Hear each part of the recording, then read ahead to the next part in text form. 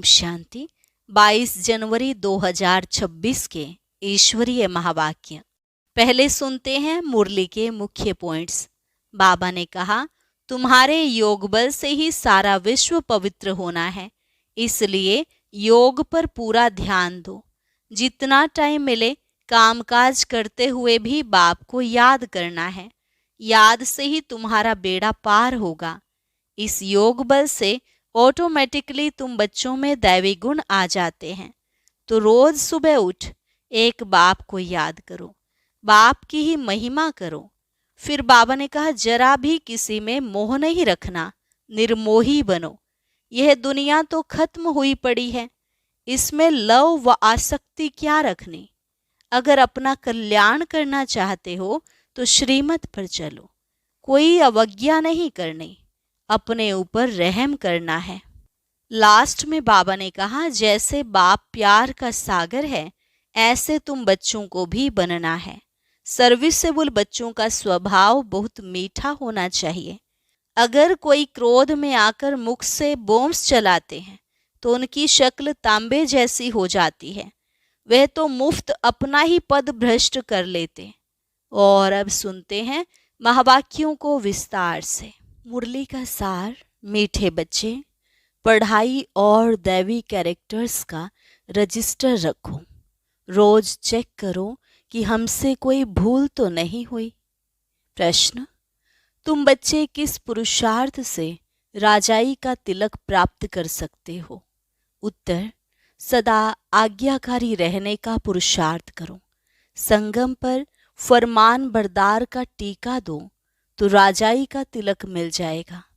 बेवफादार अर्थात आज्ञा को ना मानने वाले राजाई का तिलक नहीं प्राप्त कर सकते। दूसरा, कोई भी बीमारी सर्जन से छिपाओ नहीं, छिपाएंगे तो पद कम हो जाएगा। बाप जैसा प्यार का सागर बनो तो राजाई का तिलक मिल जाएगा। ओम शांति। रूहानी बाप रूहानी बच्चों को समझा रहे हैं। पढ़ाई माना समझ। तुम बच्चे समझते हो यह पढ़ाई बहुत सहज और बहुत ऊंची है और बहुत ऊंच पद देने वाली है। यह सिर्फ तुम बच्चे ही जानते हो कि यह पढ़ाई हम विश्व का मालिक बनने के लिए पढ़ रहे हैं। तो पढ़ने वालों को बहुत खुशी होनी चाहिए। कितनी ऊंची पढ़ाई है। ये वही गीता एपिसोड भी है, संगम युग भी है। तुम बच्चे अब जगे हो, बाकी सब सोए पड़े हैं। गायन भी है, माया की नींद में सोए पड़े हैं। तुमको बाबा ने आकर जगाया है। सिर्फ एक बात पर समझाते हैं मीठे बच्चे, याद की यात्रा के बल से तुम सारे विश्व पर राज्य करो, जैसे कल्प पहले किया था। यह स्मृति बाप दिलाते हैं। बच्चे भी समझते हैं, हमें स्मृति आई, कल्प कल्प हम इस योग बल से विश्व का मालिक बनते हैं और फिर दैवी गुण भी धारण किए हैं। योग पर ही पूरा ध्यान देना है। इस योग बल से तुम बच्चों में ऑटोमेटिकली दैवी गुण आ जाते हैं। बरोबर यह इम्तिहान है ही मनुष्य से देवता बनने का। तुम यहाँ आए हो योग बल से मनुष्य से देवता बनने के लिए, और यह भी जानते हो कि हमारे योग बल से सारा विश्व पवित्र होना है। पवित्र था, अब अपवित्र बना है। सारे चक्र के राज को तुम बच्चों ने समझा है और दिल में भी है। भले कोई नया हो तो भी यह बातें बहुत सहज हैं समझने की। तुम देवता पूज्य थे, फिर पुजारी तमो प्रधान बने, और कोई ऐसे बतला भी न सके। बाप क्लियर बताते हैं, वो है भक्ति मार्ग, यह है ज्ञान मार्ग। भक्ति पास्ट हो गई, पास्ट की बात को चितवो नहीं, वो तो गिरने की बात है। बाप अब चढ़ने की बातें सुना रहे हैं। बच्चे भी जानते हैं हमको दैवी गुण धारण करने हैं जरूर। रोज चार्ट लिखना चाहिए कि हम कितना समय याद में रहते हैं, हमारे से क्या क्या भूलें हुई। भूल की भारी चोट भी लगती है। उस पढ़ाई में भी कैरेक्टर्स देखे जाते हैं, इसमें भी कैरेक्टर्स देखा जाता है। बाप तो तुम्हारे कल्याण के लिए ही कहते हैं। उसमें भी रजिस्टर रखते हैं, पढ़ाई का और कैरेक्टर्स का। यहाँ भी बच्चों का दैवी कैरेक्टर बनाना है। भूल न हो यह संभाल करनी है। मेरे से कोई भूल तो नहीं हुई, इसलिए कचहरी भी करते हैं। और कोई स्कूल आदि में कचहरी नहीं होती। अपने दिल से पूछना है। बाप ने समझाया है, माया के कारण कुछ न कुछ अवज्ञाएं होती रहती हैं। शुरू में भी कचहरी होती थी। बच्चे सच बताते थे। बाप समझाते रहते हैं, अगर सच न बताया तो वह भूलें वृद्धि को पाती रहेंगी। उल्टा और भूल का दंड मिल जाता है।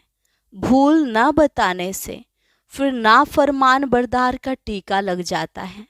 फिर राजाई का तिलक मिल न सके।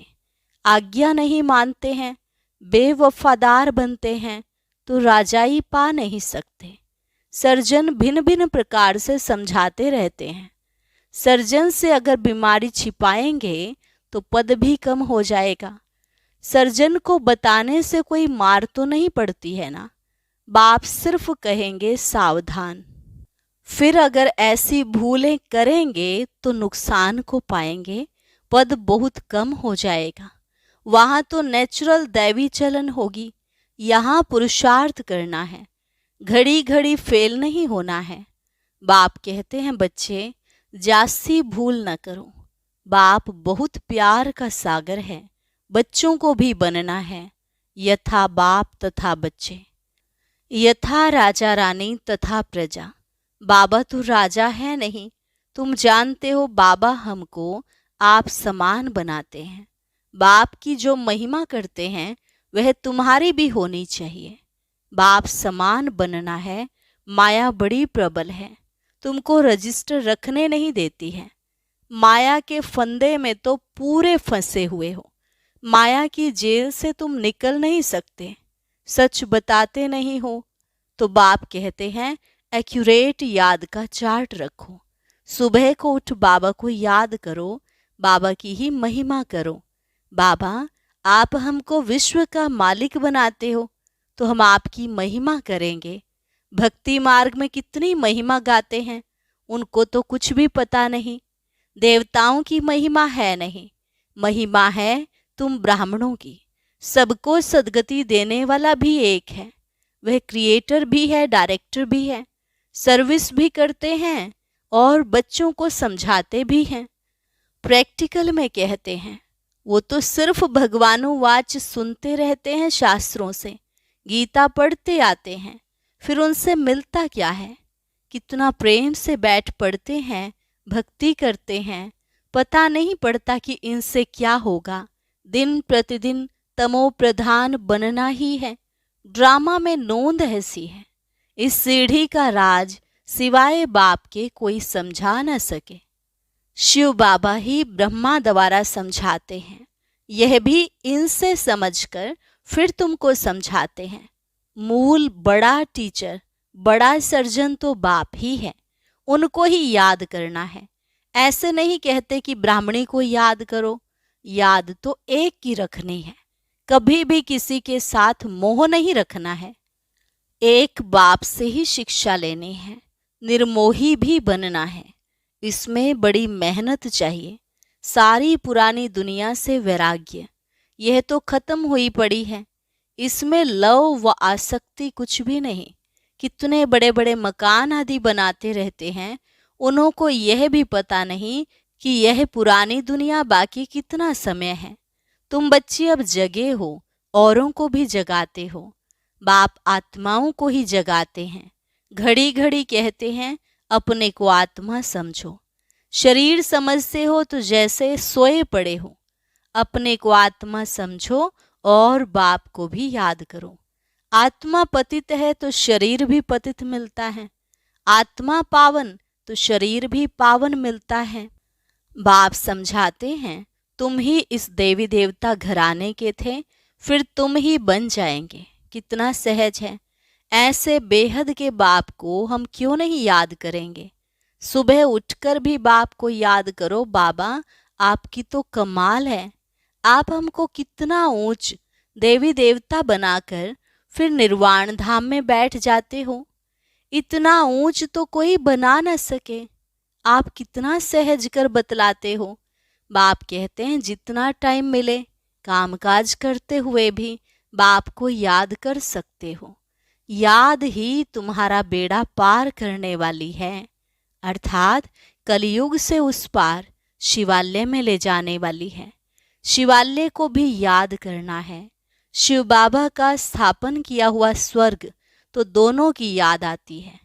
शिव बाबा को याद करने से हम स्वर्ग के मालिक बनेंगे। यह पढ़ाई है ही नई दुनिया के लिए। बाप भी नई दुनिया स्थापन करने आते हैं। जरूर बाप आकर कोई तो कर्तव्य करेंगे ना। तुम देखते भी हो मैं पार्ट बजा रहा हूँ ड्रामा के प्लान अनुसार।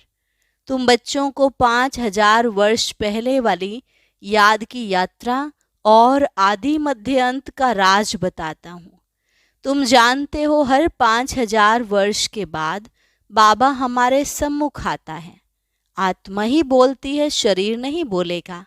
बाप बच्चों को शिक्षा देते हैं। आत्मा को ही प्योर बनाना है। आत्मा को एक बार ही प्योर होना होता है। बाबा कहते हैं मैंने अनेक बार तुमको पढ़ाया, फिर भी पढ़ाऊंगा। ऐसे कोई सन्यासी कह न सके। बाप ही कहते हैं बच्चे मैं ड्रामा के प्लान अनुसार पढ़ाने आया हूँ, फिर 5000 वर्ष के बाद ऐसे ही आकर पढ़ाऊंगा, जैसे कल्प पहले तुमको पढ़ाकर राजधानी स्थापन की थी। अनेक बार तुमको पढ़ाकर राजाई स्थापन की है। यह कितनी वंडरफुल बातें बाप समझाते हैं। श्रीमत कितनी श्रेष्ठ है। श्रीमत से ही हम विश्व के मालिक बनते हैं। बहुत बहुत बड़ा मर्तबा है। कोई को बड़ी लॉटरी मिलती है तो माथा खराब हो जाता है। कोई चलते चलते होपलेस हो जाते हैं। हम पढ़ नहीं सकते, हम विश्व की बादशाही कैसे लेंगे। तुम बच्चों को बहुत खुशी होनी चाहिए। बाबा कहते हैं अतीन्द्रिय सुख और खुशी की बातें मेरे बच्चों से पूछो। तुम जाते हो सबको खुशी की बातें सुनाने। तुम ही विश्व के मालिक थे, फिर 84 जन्म भोग गुलाम बने हो।